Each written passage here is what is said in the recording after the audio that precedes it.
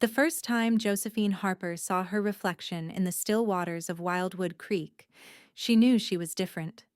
It wasn't just her unruly auburn hair or the scattering of freckles across her sun-kissed cheeks, but the way her smile twisted higher on the right than the left, a crooked slash across her face that her mother called God's little signature, and everyone else in Redemption Springs called a flaw. The year was 1876, and the Colorado Territory was no place for imperfection, especially for a young woman of marriageable age. At 22, Josephine had long since resigned herself to spinsterhood, finding solace in the pages of her cherished books and the sanctuary of her father's general store, where she could hide behind shelves of canned goods and bolts of calico. Josephine Elizabeth Harper, these deliveries won't make themselves. Her father's voice boomed from the back room, pulling her from her thoughts. "Coming, Pa!" Josephine called back, quickly tucking a stray strand of hair behind her ear before grabbing the parcel destined for the Silver Dollar Saloon. The spring air was crisp as she stepped onto Main Street, the wooden boardwalk creaking beneath her sensible boots. Redemption Springs was awakening with the morning bustle, the blacksmith's hammer creating a steady rhythm, women gathering at the water pump to exchange the latest gossip, and the stagecoach rumbling in from Denver, bringing mail, supplies, and occasionally, new souls brave enough to try their luck in the rugged frontier. Josephine kept her head down as she made her way past Mrs. Abernathy and her daughters, the trio who never missed an opportunity to remind Josephine of her shortcomings. "Morning, Miss Harper," Mrs. Abernathy called out, her voice sickly sweet. "Another delivery? Such a dutiful daughter you are. At least your father has some use for you." Her daughters tittered behind gloved hands, their perfectly symmetrical smiles mocking in their beauty. "Good morning, Mrs. Abernathy," Josephine replied evenly, not slowing her stride. She'd learned long ago that engaging only prolonged the torment.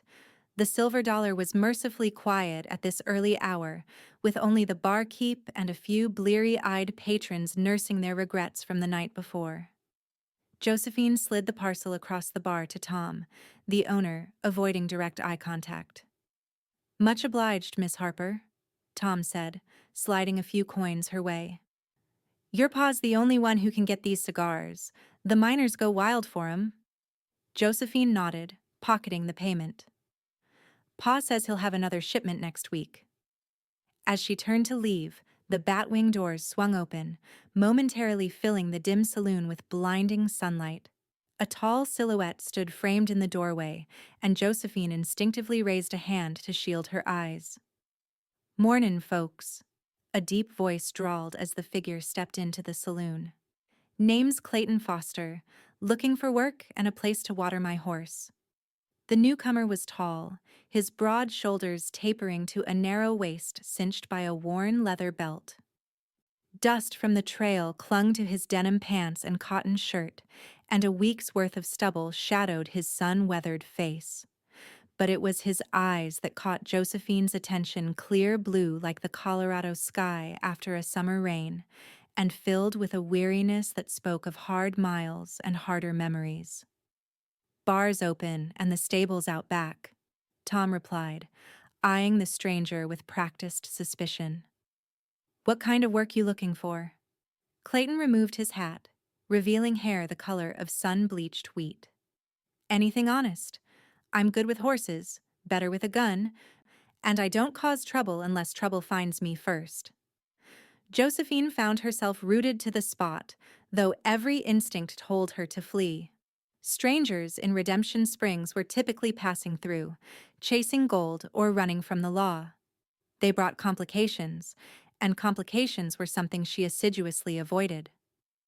Clayton's gaze drifted to her, and she quickly lowered her eyes, turning her face slightly to hide her crooked smile, but not before she caught a flicker of interest in those blue depths. "Miss," he acknowledged with a slight tip of his head. Josephine murmured a greeting and hurried past him, the scent of leather, horse, and something indefinably masculine following her out the door. She didn't look back, didn't see him watching her go, didn't notice the way his eyes lingered on her retreating form with curiosity rather than the judgment she'd come to expect. Back at Harper's General Store, the day proceeded as usual: customers to serve, shelves to stock, ledgers to balance. But Josephine's thoughts kept returning to the stranger with the sky-blue eyes and the voice like whiskey over gravel. "You're mighty distracted today," her father observed, as she miscounted change for the third time. "Something bothering you, Joe?" Elias Harper was a bear of a man, with hands hardened by labor and a heart softened by the loss of his beloved wife to influenza 5 winters past. He watched his daughter with eyes that missed nothing, worry creasing his brow. "Just tired, Pa," Josephine answered, forcing a smile that didn't reach her eyes. "The new shipment of books kept me up too late again." He chuckled, patting her hand. "Those stories will be the death of you, girl. Real life's happening right outside that door." "Real life isn't nearly as kind as fiction," she replied softly. Her father's smile faded. "Not everyone's like the Abernathy women, Joe. There's good folk out there who'd see past—" "Please, Pa," she interrupted, turning away to straighten a display of preserved peaches. "I'm content as I am." Before he could respond, the bell above the door jingled, and they both looked up to see Sheriff Mills enter, his weathered face set in grim lines. "Elias," he greeted with a nod. "Got a moment?" "Course, Will. What brings you by?" The sheriff's eyes darted to Josephine. "Might be best to speak in private." Josephine recognized the look trouble had come to Redemption Springs, and her father, as one of the town's founders and most respected citizens, would be consulted. It had been this way since she was a child. "Go on back, Pa," she said. "I'll mind the store." Her father followed the sheriff to the back office, and Josephine tried not to let her curiosity get the better of her.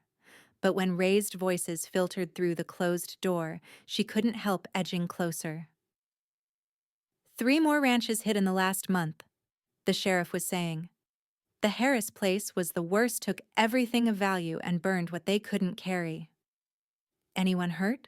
her father asked. "Not this time, thank the Lord, but these aren't ordinary bandits, Elias. They're organized, ruthless. I've sent for help from Denver, but until then, we're on our own." The conversation shifted to plans for increased patrols and volunteer guards, and Josephine backed away, troubled. Redemption Springs had seen its share of outlaws and claim jumpers, but coordinated attacks on established ranches suggested something more sinister. The bell jingled again, and Josephine turned, expecting a customer. Instead, Clayton Foster stood in the doorway, hat in hand, looking considerably cleaner than he had at the saloon. "Afternoon, miss," he said, stepping inside. "Tom at the Silver Dollar mentioned this was the place to get supplies." Josephine straightened her apron, acutely aware of her appearance. "Yes, Mr. Foster. We carry everything from salt pork to saddle soap. What can I help you with?" His eyes, those impossibly blue eyes, crinkled at the corners as he smiled. "Impressive memory for names." "Small town," she replied, her hand instinctively rising to cover her mouth. "Word travels fast." Clayton didn't seem to notice her discomfort as he glanced around the well-stocked store. "I need the basics to set up camp. Found work at the Ferguson Ranch. They need an extra hand with the spring calving." Josephine nodded, moving to gather the essentials a man would need: coffee, beans, bacon, ammunition. As she worked, she felt his gaze following her, not in the leering way some of the miners watched women, but with quiet interest. "You've been in Redemption Springs long?" he asked, breaking the silence. "All my life," she answered, keeping her back to him as she reached for a tin of coffee on a high shelf. In an instant, he was beside her, easily retrieving the tin and placing it in her hands. "Born and raised, then. You must know everyone and everything about this place." The proximity flustered her, and she stepped back quickly. "I suppose I do." "And yet, I get the feeling you're hiding." he said softly. Josephine's head snapped up, meeting his gaze directly for the first time. Excuse me? Clayton's expression was gentle, almost apologetic. Just an observation. You don't look at people when you speak. Keep your face turned away. Makes a man wonder what you're afraid of. Heat rushed to her cheeks, and anger flared in her chest. You don't know the first thing about me, Mr. Foster. Your supplies come to $3.45. He didn't respond immediately, studying her with those perceptive eyes. Then, without warning, he smiled a genuine, warm smile that transformed his face from merely handsome to devastating. You're right, Miss Harper. I don't know you, but I'd like to. Before she could formulate a response, the office door opened and her father emerged with Sheriff Mills. Both men eyed Clayton with surprise and suspicion. Can I help you, mister? Elias asked, moving protectively toward his daughter. Clayton extended his hand. Clayton Foster, sir. Just arrived in town. I'm stocking up before heading out to the Ferguson place got hired on this morning. Elias Harper, her father replied, shaking the offered hand. This is Sheriff Mills. The sheriff nodded curtly. Ferguson, you say? Old Jacob's a good judge of character. How'd you come by Redemption Springs, Mr. Foster? Followed the work, sir. Was up in Montana Territory last season, driving cattle. Heard Colorado needed experienced hands. The men fell into conversation about the territory and the cattle business, but Josephine could feel the undercurrent of tension. With the recent troubles, any stranger would be viewed with suspicion. Clayton seemed to sense it too, for he kept his answers direct and volunteered information about his background without being asked. By the time he paid for his supplies and prepared to leave, the atmosphere had relaxed considerably. Good day to you, Miss Harper, he said as he gathered his purchases. Perhaps we'll meet again.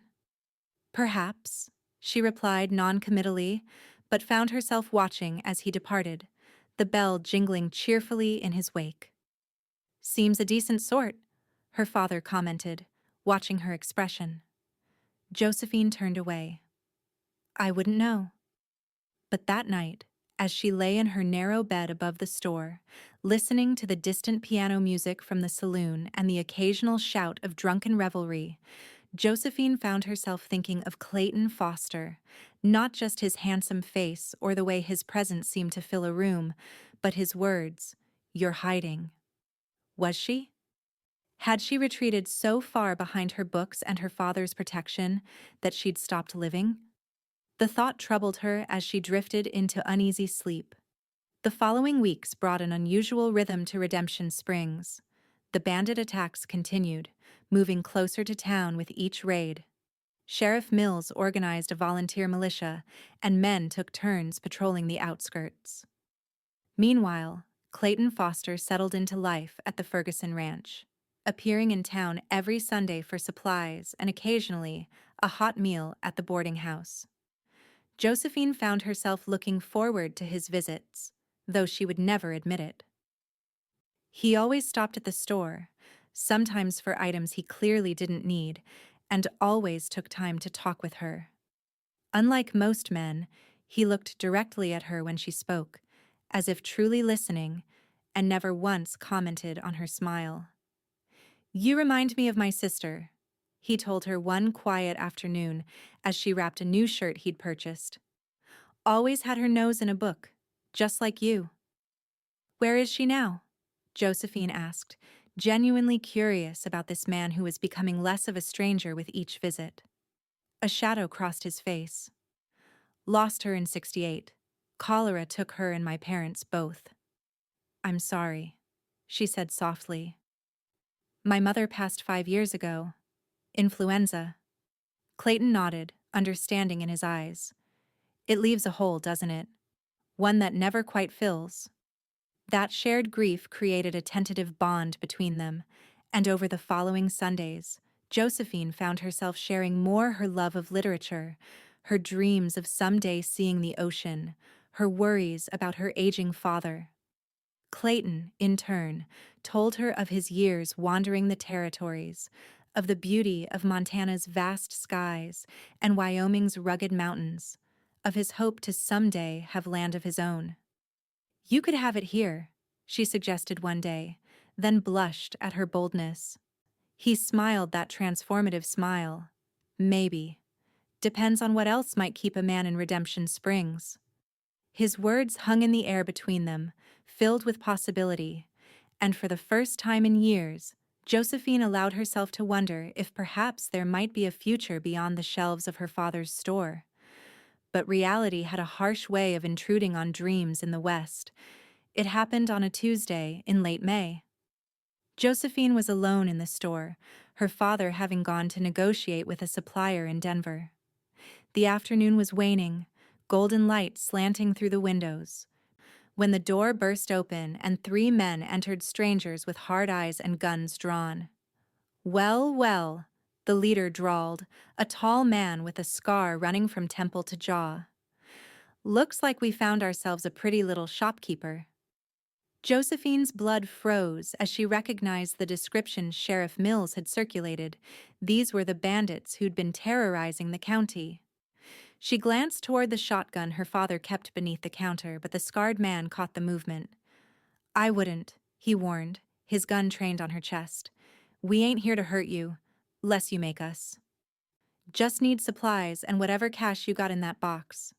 Josephine raised her hands slowly. "Take what you want, and go." The men laughed, spreading out through the store, grabbing ammunition, liquor, and tobacco. The leader kept his gun on her as he approached the counter. "Open the cash box, darling," he ordered. With trembling hands, Josephine complied, revealing the day's meager earnings. The man scowled. "This all you got?" "Business has been slow," she replied, fighting to keep her voice steady. "With the raids, people are saving their money." He reached out suddenly, gripping her chin and forcing her face up. "Look at me when you talk, girl." Josephine met his gaze reluctantly and saw the moment he noticed her crooked smile. His expression twisted in mockery. "Well, ain't that something?" he sneered. "Got yourself a broken face, don't you? No wonder you're still here minding Daddy's store instead of married off." His companions laughed, the sound slicing through her like knives. "Let her go, Reese," one of them called. "We got what we came for." The leader, Reese, held her gaze a moment longer, his eyes traveling down her body in a way that made her skin crawl. Then, abruptly, he released her and stepped back. "Consider yourself lucky, crooked girl," he said, backing toward the door. "Next time we come through, we might want more than supplies." The threat hung in the air as they departed, mounting their horses and galloping out of town before anyone could raise an alarm. Josephine stood frozen behind the counter, her heart hammering against her ribs, until Sheriff Mills burst in, too late as always. "Did they hurt you, Miss Harper?"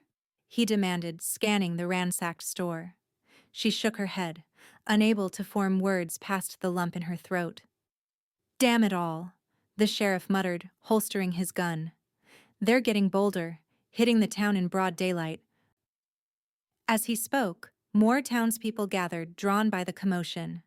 Josephine heard the whispers, saw the pitying glances, and felt the familiar shame washing over her.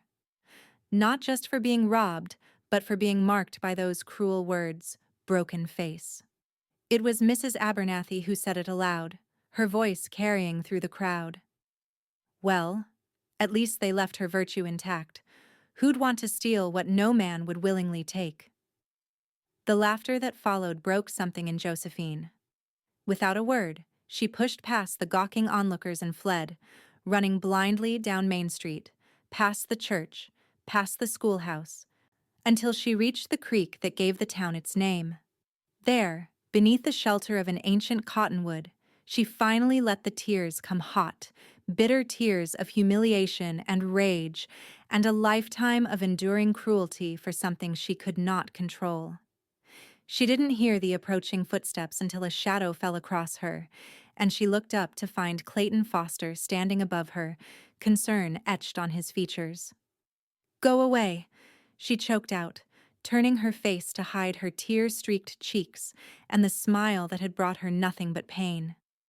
Instead of leaving, he sat beside her on the grassy bank, saying nothing for a long moment. Then quietly, "I heard what happened. Sheriff's organizing a posse to go after them." "It doesn't matter," she whispered. "They were right." "About what?" "About this." She gestured to her face, her voice breaking. "About being broken. About no man wanting—" "Stop!" Clayton interrupted, his voice sharp. "Don't you dare repeat their filth." The vehemence in his tone startled her into looking at him directly. His blue eyes blazed with an intensity she'd never seen before. "Those men are monsters," he continued, his voice softer but no less fervent. "And that Abernathy woman isn't worth the dirt beneath your boots. None of them see you, Josephine. Not really." "And you do?" she challenged, too raw for gentleness. "Yes," he answered simply. "I see a woman with courage and kindness, a woman who loses herself in books but never misses the smallest detail about the people she cares for. A woman with a smile that lights up a room, not because it's perfect, but because it's real." Josephine stared at him, disbelief warring with desperate hope. "You don't have to say these things. I don't need your pity." "Pity?" Clayton shook his head, a rueful smile playing at his lips. "Josephine Harper, I've been finding excuses to come to that store every week just to see you. I've bought more shirts in the past month than I have in my entire life. That's not pity, that's a man smitten." The confession hung between them, as startling and precious as a desert bloom after rain. Josephine wanted to believe him, wanted it with an intensity that frightened her. But years of mockery had built walls too thick to crumble at a few kind words. "You could have any girl in town," she said, looking away. "Why would you choose one who's perfect?" he finished for her. "Because that's what you are to me, Josephine. Perfect in all the ways that matter." And then, before she could protest, before she could hide behind her walls again, Clayton leaned forward and kissed her gently, sweetly, his hand cradling her cheek as if she were made of spun glass. When he pulled back, Josephine's heart was racing, her mind spinning with confusion and joy and terror. "I have to join the posse," Clayton said, rising to his feet, "but I'll be back, and we'll talk more, if you want to." Unable to speak, she nodded, watching as he strode away, his broad shoulders squared with determination. Only when he was out of sight did she raise trembling fingers to her lips, still warm from his kiss. For the first time in her life, Josephine Harper allowed herself to hope. The posse returned 3 days later, dusty and defeated. The bandits had vanished into the maze of canyons and hidden valleys that made the Colorado Territory a haven for outlaws. Sheriff Mills reported that they'd found evidence of a camp, recently abandoned, with items stolen from various raids, but no sign of the men themselves. Clayton came to the store as soon as they returned, his face drawn with exhaustion, but his eyes lighting up when he saw Josephine. She'd spent the 3 days in a state of anxious anticipation, alternating between replaying their kiss and convincing herself she'd imagined the whole encounter. "You're still here," he said, relief evident in his voice. Josephine tilted her head, puzzled. "Where else would I be?" "I was afraid," he began, then shook his head. "Never mind, I'm just glad to see you." They stood in awkward silence, the memory of their last meeting hanging between them. Josephine had rehearsed what she would say when he returned, practiced in the mirror until the words flowed smoothly, but now they abandoned her. "I should—" She gestured vaguely toward the storeroom. "Can I call on you properly?" Clayton blurted out. "Sunday, after church, if your father approves." The directness of the question startled a laugh from her, a genuine laugh that crinkled her eyes and lifted the right side of her mouth higher than the left in that distinctive smile. Clayton's expression softened as he watched her. "There it is," he murmured. "There's what?" "The smile that saved me," he said simply. Josephine's laughter faded, replaced by confusion. "Saved you? From what?" Clayton glanced around the empty store, then stepped closer, his voice low. "I wasn't entirely truthful when I came to Redemption Springs, Josephine. I wasn't just looking for work." A cold finger of dread traced down her spine. "What do you mean?" "I was tracking those bandits," he admitted. "They killed my brother-in-law in Wyoming last year. Left my sister a widow with 2 young children. I've been hunting them ever since." The revelation stunned her. "You're not just a ranch hand." "I was once. Now I'm something else." He ran a hand through his hair, a gesture she'd come to recognize as a sign of his discomfort. "I've ridden with the law in 3 territories, not officially a lawman, but close enough." Josephine processed this new information, trying to reconcile it with the man she'd come to know. "Does Sheriff Mills know?" Clayton nodded. "Told him when I joined the posse. That's why I was afraid you might not be here when I got back. Thought he might have told you, and you'd want nothing to do with a man who's been less than honest." "You never lied about who you are," she said softly. "Just why you came." Relief washed over his features. "So, Sunday?" Josephine smiled her full, crooked, beautiful smile. "Sunday?" True to his word, Clayton Foster appeared at Harper's General Store the following Sunday, freshly shaved and wearing his best shirt. Elias Harper, who had returned from Denver to find his daughter subtly changed, standing straighter, smiling more freely, regarded the young man with cautious approval. "Your intentions toward my daughter, Mr. Foster?" he asked bluntly as Clayton stood before him, hat in hand. "Honorable, sir," Clayton replied without hesitation. "I'd like your permission to court her properly." Elias studied him, taking the measure of the man who'd captured his daughter's interest. "Sheriff Mills tells me you're more than just a ranch hand." "Yes, sir. I've been tracking the men who killed my brother-in-law. But that's not why I'm here today. I'm here because your daughter is the finest woman I've ever known, and I'd consider it a privilege to spend time in her company." The plain speaking seemed to satisfy Elias. "Joe's had a hard time of it," he said gruffly. "People can be cruel about things that don't matter a whit." "I know, sir. And I think she's remarkable for enduring it with such grace." A slow smile spread across Elias's weathered face. "Well then, Mr. Foster, I believe my daughter is waiting for you." Josephine had chosen her best dress for the occasion, a blue calico that brought out the amber flecks in her hazel eyes. When Clayton saw her, the admiration in his gaze made her feel beautiful in a way no mirror ever had. They walked through town together, past the curious stares and whispered comments, to a grassy hillside overlooking Redemption Springs. There, with the spring sunshine warming their faces, they talked, really talked, learning the contours of each other's lives, dreams, and fears. Clayton told her of his childhood in Missouri, of his parents' decision to head west when he was just 10, of the hardships and joys of frontier life. He spoke of his sister, Margaret, and her children, now living with relatives in Cheyenne while he pursued justice for their father. "I promised her I'd find them," he said, plucking a stem of grass and twisting it between his fingers. "The men who took James from her.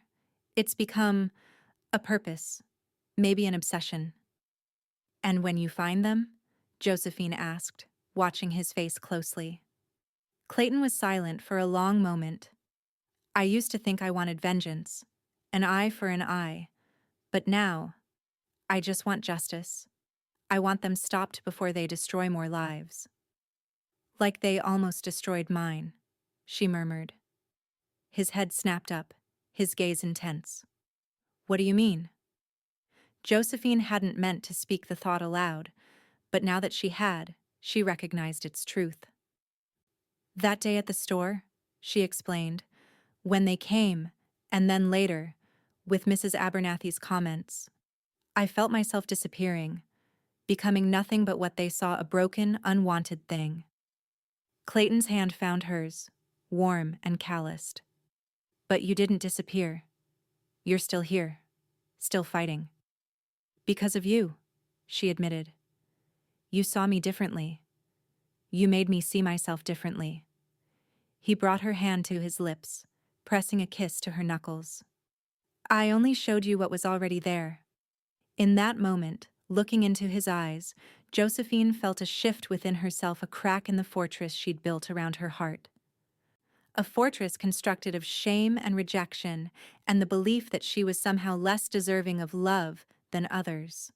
The weeks that followed were the happiest of Josephine's life. Clayton called on her regularly, taking her for walks along the creek, bringing her wildflowers he'd gathered, listening attentively as she read aloud from her favorite books.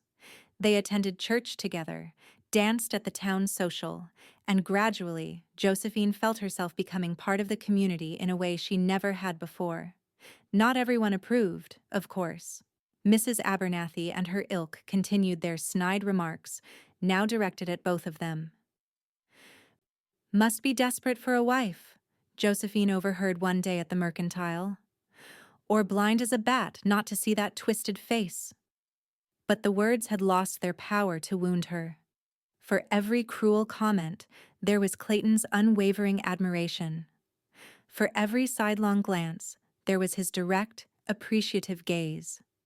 For every whisper behind her back, there was his voice, clear and certain, telling her she was beautiful. Even her father noticed the change in her. "You're blooming, Jo," he remarked one evening as they closed the store. "Like one of those desert flowers after a good rain."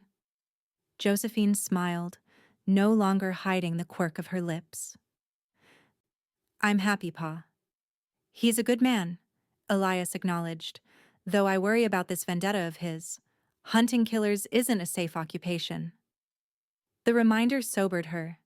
Despite their growing closeness, Clayton continued to ride with Sheriff Mills's patrols, searching for the bandits who remained elusive but active, striking isolated homesteads before vanishing into the wilderness.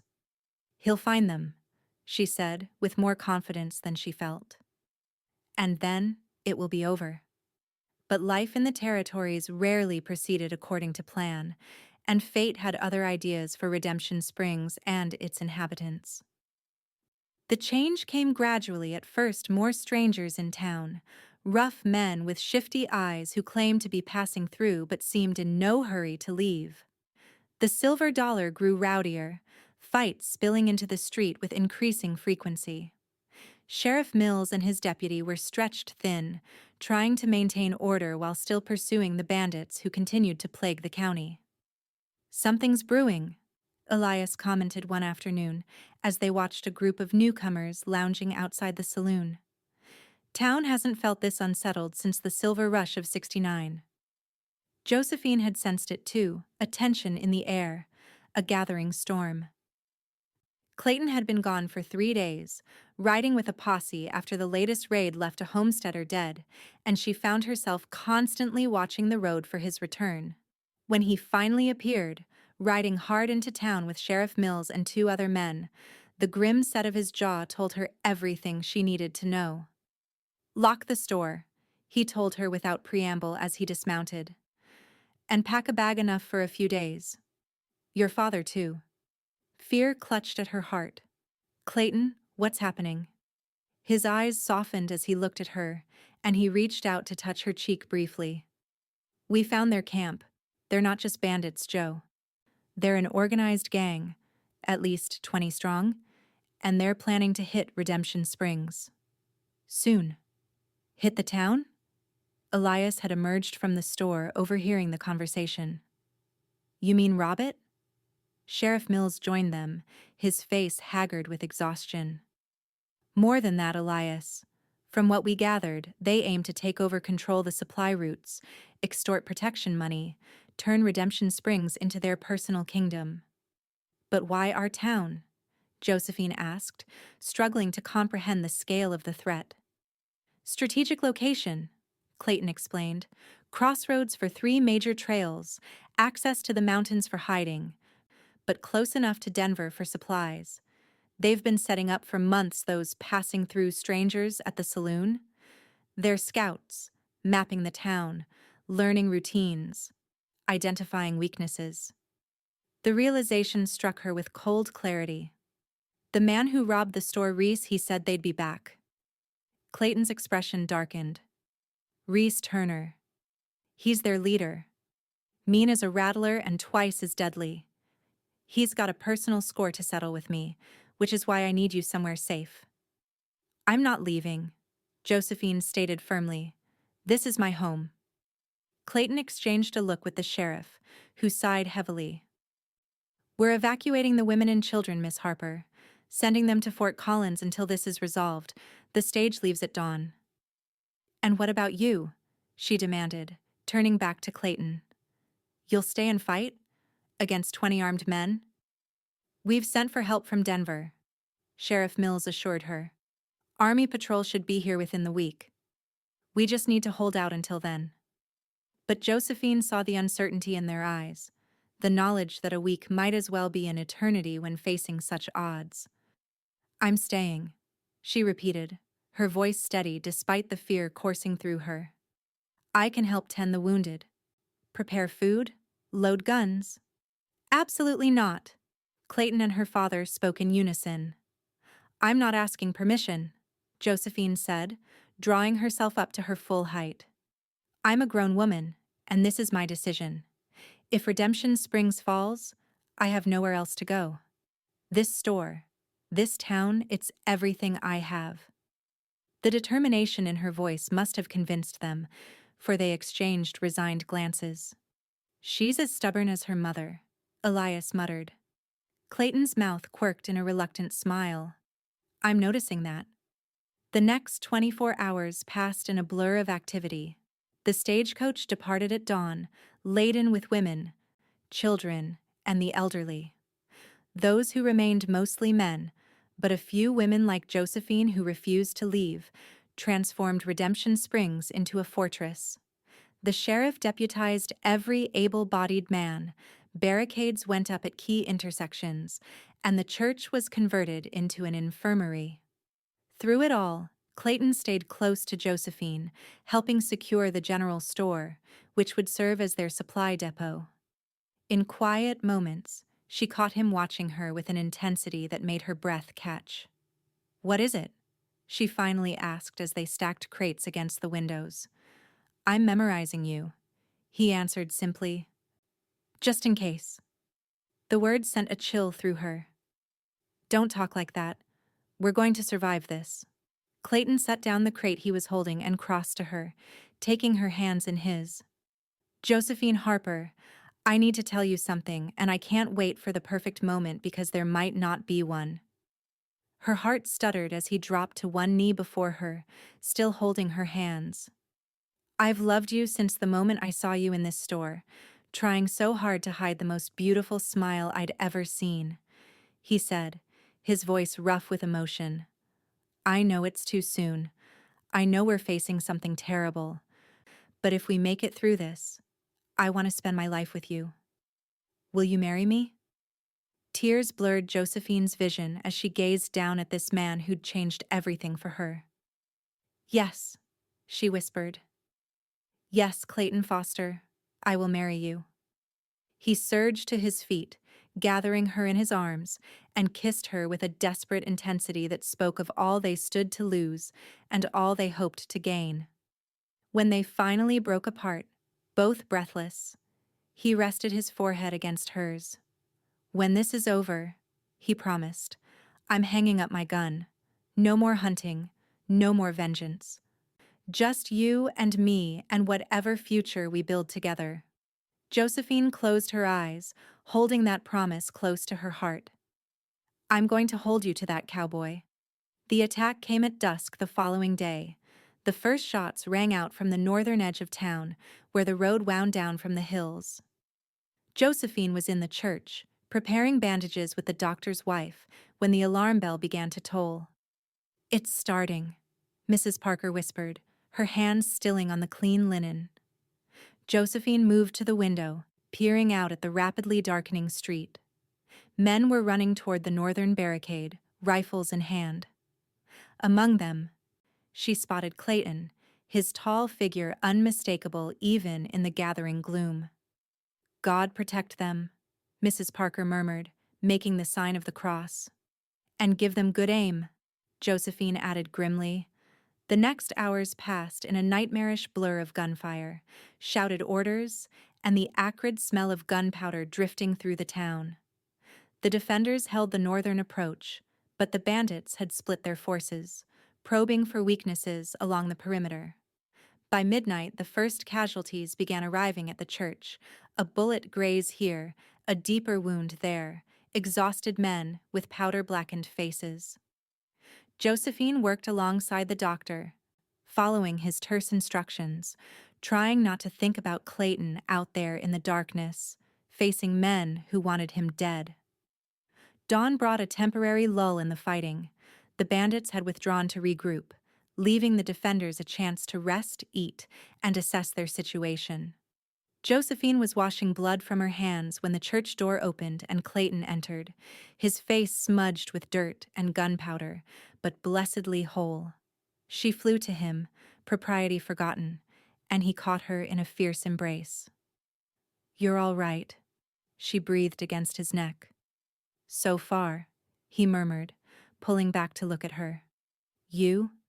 Busy. But safe." She scanned his face, reassuring herself that he was truly unharmed. "What's happening out there?" Clayton's expression grew somber. "They're better organized than we expected. Turner's got them spread out, cutting off all routes in and out of town.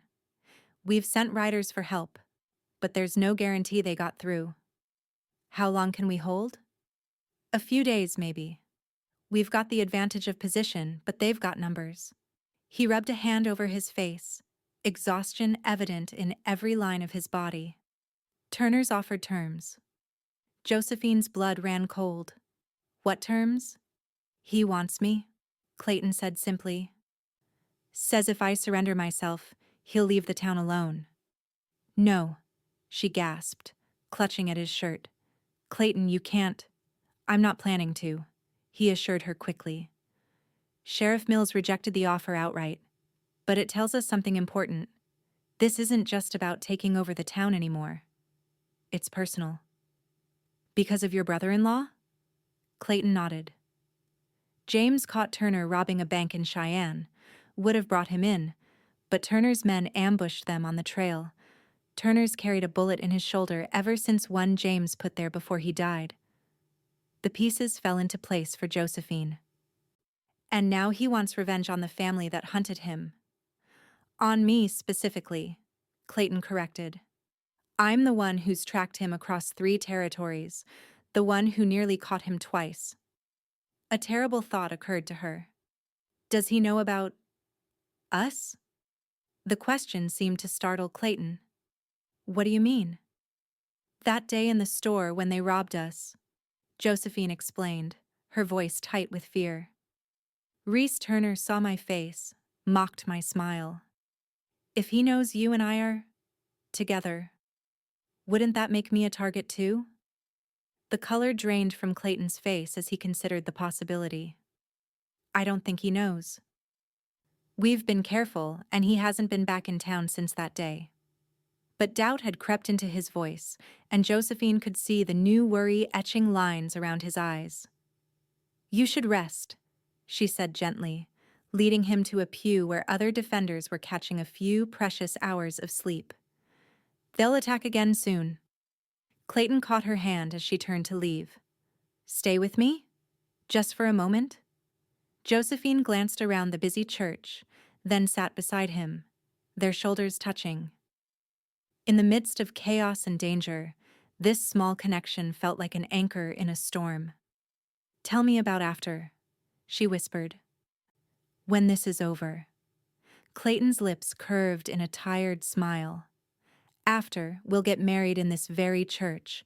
I'll build us a house on that piece of land just outside town, the one with the view of the mountains. We'll have a garden, chickens, maybe a cow or two. Children?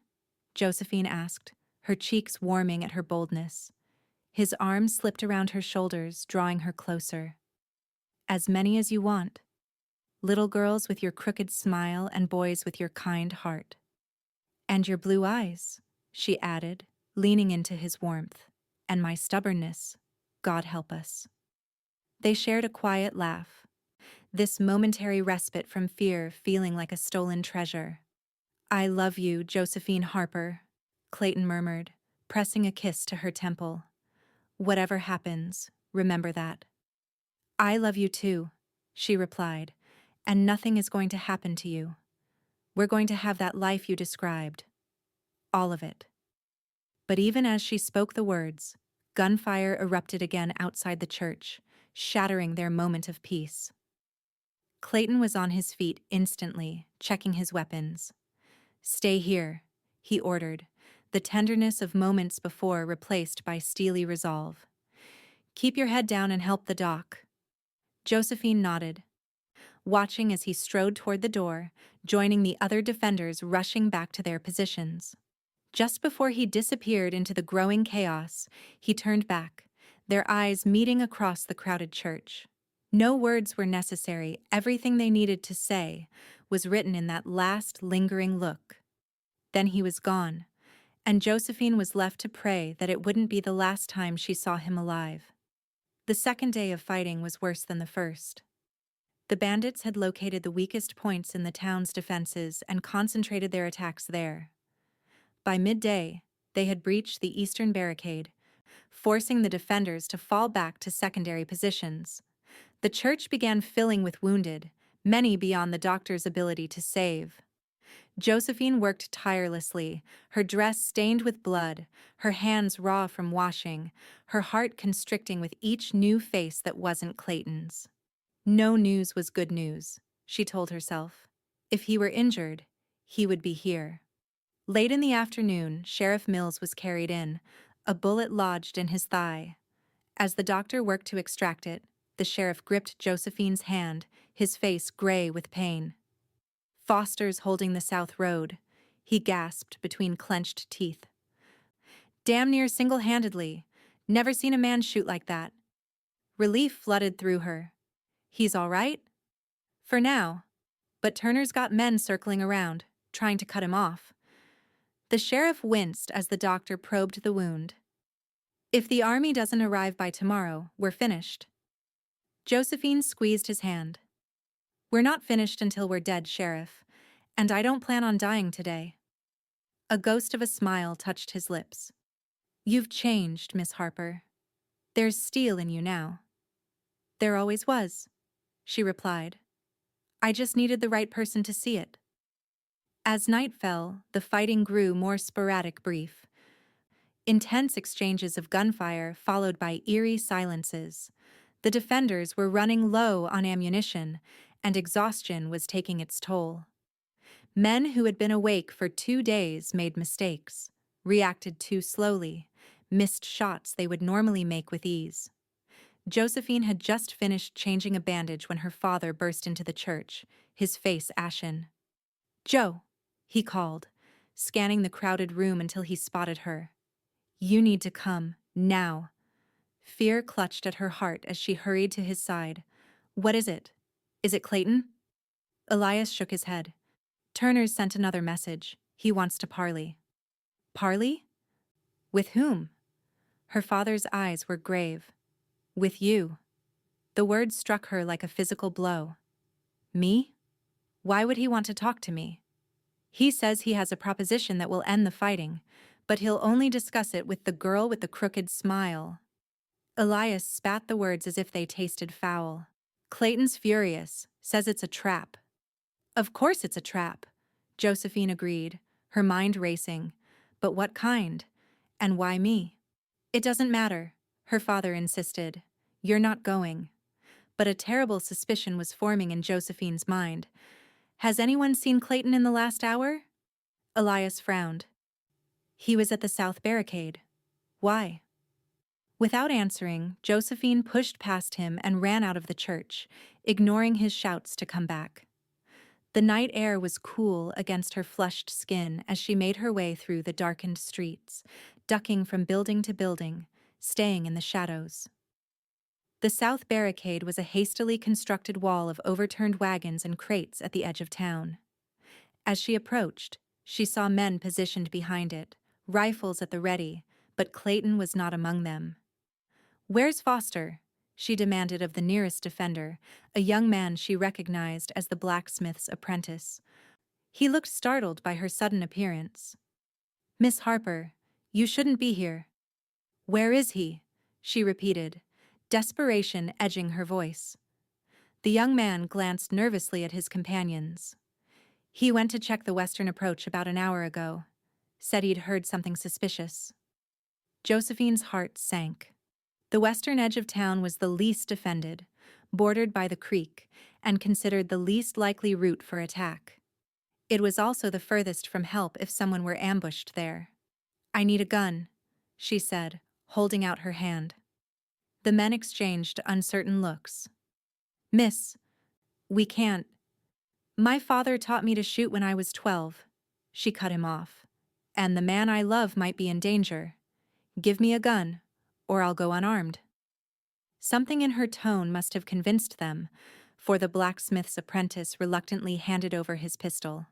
"Be careful, Miss Harper, and if you find him, tell him we can't hold much longer without him." Josephine nodded grimly, checking that the gun was loaded before slipping away into the darkness. The western edge of town was eerily quiet, the usual sounds of the creek muffled by the sporadic gunfire from other parts of Redemption Springs. Josephine moved cautiously, staying close to buildings, straining her eyes against the darkness. The moon was a thin crescent, providing little light to navigate by. She was nearing the edge of town when she heard voices low, tense, and unmistakably hostile. Following the sound, she crept toward the old mill that stood on the bank of the creek, its water wheel long since broken. Through a gap in the weathered boards, she saw them Clayton, on his knees, hands bound behind his back, blood trickling from a cut above his eye. Standing over him was a tall man with a scar running down his face. Reese Turner. "I told you I'd find you," Turner was saying, his voice almost conversational. "Did you really think you could hide behind these townspeople forever?" Clayton's laugh was harsh. "I wasn't hiding, Turner. I was hunting you." The bandit leader backhanded him, the sound cracking in the still air. "You've been hunting shadows. Meanwhile, I've been building an empire. This town is just the beginning." "You won't take Redemption Springs," Clayton said, spitting blood onto the dirt floor. "These people are stronger than you think." Turner crouched down, bringing his face level with Clayton's. "They're weak, scared, and their hero is about to die." Josephine's blood froze as Turner drew his gun, pressing it to Clayton's forehead. Without conscious thought, she raised her borrowed pistol and fired through the gap in the boards. The shot went wide, splintering wood near Turner's head, but it achieved its purpose. The bandit leader ducked instinctively, giving Clayton the moment he needed. Despite his bound hands, he surged upward, ramming his shoulder into Turner's midsection. Josephine burst through the mill door as the two men crashed to the floor, Turner's gun skittering away across the planks. 3 other bandits, previously unseen in the shadows, turned toward her with weapons drawn. "Stop," she commanded, her voice surprisingly steady as she aimed at Turner, who was struggling beneath Clayton's weight. "Drop your guns or I'll kill him." The bandits hesitated, looking to their leader for guidance. Turner, pinned beneath Clayton but still defiant, sneered up at her. "Well, if it isn't the girl with the broken smile," he taunted. "Come to save your cowboy."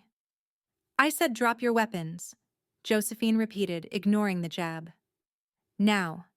Slowly, reluctantly, the men lowered their guns, but Turner wasn't finished. "You think this changes anything?" He laughed, a sound devoid of humor. "My men are all through these hills. They'll burn this town to the ground when they find out what happened here. They won't find out, came a new voice from the doorway. Because they're all either dead, captured, or running for their lives. Josephine turned to see Sheriff Mills limping into the mill, supported by her father and flanked by a dozen uniformed cavalry soldiers. Relief washed over her like a wave. The army, she breathed. Arrived an hour ago, the sheriff confirmed. Just in time, I'd say. As the soldiers moved to secure Turner and his men, Elias rushed to Josephine's side, enveloping her in a fierce hug. "Don't you ever do something that foolish again?"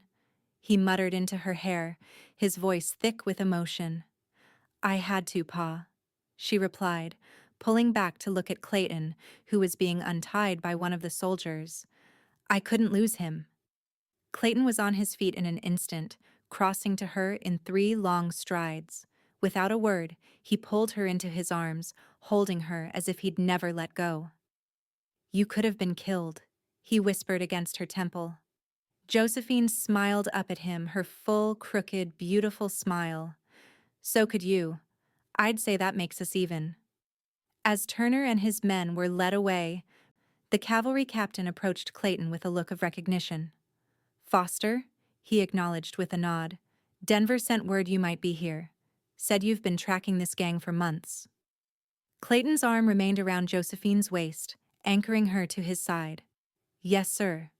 But I had help at the end." The captain's gaze shifted to Josephine, taking in her blood-stained dress, the resolute set of her jaw, and the gun still clutched in her hand. "So I see," he remarked with a hint of admiration. "Quite a woman you've found yourself." "Yes, sir," Clayton agreed, looking down at her with such naked love that Josephine felt her heart might burst. The most remarkable woman in the Colorado Territory. In the days that followed, Redemption Springs began the slow process of rebuilding. The army remained stationed nearby, ensuring that any remaining members of Turner's gang were captured or driven far from the area.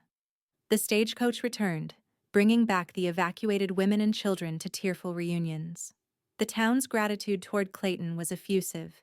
He was hailed as a hero, offered free drinks at the Silver Dollar, and thanked by strangers on the street. But it was Josephine who received the most profound change in treatment. People who had once whispered behind her back now greeted her warmly. Mrs. Abernathy, chastened by her husband's participation in the town's defense, offered a stilted apology for any past misunderstandings. "Misunderstandings," Josephine repeated with a raised eyebrow. "Is that what you call years of cruelty?" Mrs. Abernathy flushed crimson. I was wrong, Miss Harper. About many things." Josephine considered the woman before her a small-minded person whose opinion had once held such power over her happiness. Now she found herself pitying Mrs. Abernathy and those like her, who measured worth by such shallow standards. "I forgive you," Josephine said simply, not for Mrs. Abernathy's benefit, but for her own. It was time to release the pain of the past and embrace the future that awaited her. And what a future it promised to be. True to his word, Clayton resigned his unofficial position as a tracker, turning down the Army captain's offer of a permanent commission. Instead, he purchased the plot of land he'd described to Josephine during the siege, 10 acres outside town, with a clear view of the mountains. "Building will have to wait until after the wedding," he told her as they stood on what would become their homestead. "Unless you'd prefer to live in a tent for the first few months of marriage." Josephine laughed, leaning into his embrace. "I'd live in a cave if it meant being with you, but I think a proper house might be more comfortable." "A proper house it is, then," he agreed, pressing a kiss to her temple. "With extra bookshelves built into every room." "You know me too well," she murmured, turning in his arms to face him. "Clayton, are you sure about this? Settling down? Giving up the life you've led?" His expression grew serious as he cupped her face in his hands. "The only thing I'm giving up is loneliness, Josephine. Everything else, purpose, meaning, Happiness I found when I found you. Their wedding took place on a clear autumn day, with the aspen trees turning gold on the mountainsides. The church was filled to capacity, not just with townspeople, but with visitors from as far as Denver people who had heard the story of how Redemption Springs had fought off one of the most notorious gangs in the territory. Josephine wore a gown of ivory satin that Elias had ordered specially from St. Louis, and carried a bouquet of late-blooming wildflowers. But it was her smile, radiant, unrestrained, and yes, beautifully crooked, that captivated everyone who saw her walk down the aisle toward Clayton. "I love you," he whispered as she reached him, his blue eyes bright with emotion. "Every part of you, especially your smile." "The smile that saved you?" she whispered back, remembering his words from what felt like a lifetime ago. Clayton nodded, taking her hands in his. "That's the one. And it saves me still. Every day." As they exchanged their vows before God and the community that had become their family, Josephine Harper, soon to be Josephine Foster, felt the last vestiges of her old insecurities fall away. The path that had led her here had been marked by pain and rejection, but it had brought her to this moment, to this man, to this love that saw beauty where others had seen only flaws. And when the Reverend pronounced them husband and wife, Clayton kissed her with such tenderness that several of the ladies in the congregation dabbed at their eyes with handkerchiefs. Not tears of pity this time, but of joy. Joy for the love story that had blossomed in their midst, a story of courage, redemption, and the transformative power of being truly seen. 10 years later, Josephine Foster stood on the porch of their home, watching as Clayton taught their eldest son, James, how to properly saddle a horse. Two younger children, Elizabeth, 8, and Michael, 5, chased each other around the yard, their laughter carried on the summer breeze. The house Clayton had built for her was everything she had dreamed of, and more, a spacious 2-story structure of solid timber, with a wraparound porch and, true to his promise, bookshelves in every room. The land around it had been transformed as well, with a thriving vegetable garden, an orchard of young apple trees, and pastures where cattle grazed contentedly. Redemption Springs had grown too, becoming a proper town with a school, a bank, and even a small newspaper that Josephine contributed to regularly. Elias had finally retired, turning the general store over to a younger man while keeping a small apartment above it where he could stay when not visiting his grandchildren. Life wasn't perfect. There had been hardships, disagreements, and the everyday challenges of building a life together. But through it all, Clayton had remained the man she fell in love with, steadfast, kind, and eternally fascinated by her crooked smile. "Mama!" Elizabeth called, running toward the porch. "Look what I found." In her cupped hands was a tiny bird's nest, fallen from a nearby tree, but miraculously intact. "It's beautiful, sweetheart," Josephine said, bending to examine the intricate construction. "But we should put it back where you found it. The mother bird might still be looking for it." As they carefully returned the nest to the base of the tree, Josephine glanced up to find Clayton watching her, that same look of wonder on his face that had been there the day they met. "What?" she asked, straightening up and brushing dirt from her skirt. He crossed to her, wrapping an arm around her waist. "Just admiring my wife. The years have been kind to you, Mrs. Foster." Josephine laughed, the sound as free and unrestrained as her smile. "Flatterer, I have gray in my hair and wrinkles around my eyes." "And I love every one of them," he insisted, pressing a kiss to her temple. "They're the map of our life together." Later that night, with the children asleep and the house quiet, they sat together on the porch swing, watching as stars appeared one by one in the darkening sky. Josephine's head rested on Clayton's shoulder, his arm warm around her. "Do you ever regret it?" she asked suddenly. "Giving up the adventure? Settling down here with me?" Clayton's chuckle rumbled through his chest. Adventure? Joe, raising 3 children with you is the greatest adventure I could imagine. Every day brings something new. Even after 10 years? Especially after 10 years. He tilted her chin up, meeting her gaze in the soft lamplight spilling from the window. The day I walked into that store and saw you trying to hide your beautiful smile was the luckiest day of my life. Everything good I have came from that moment.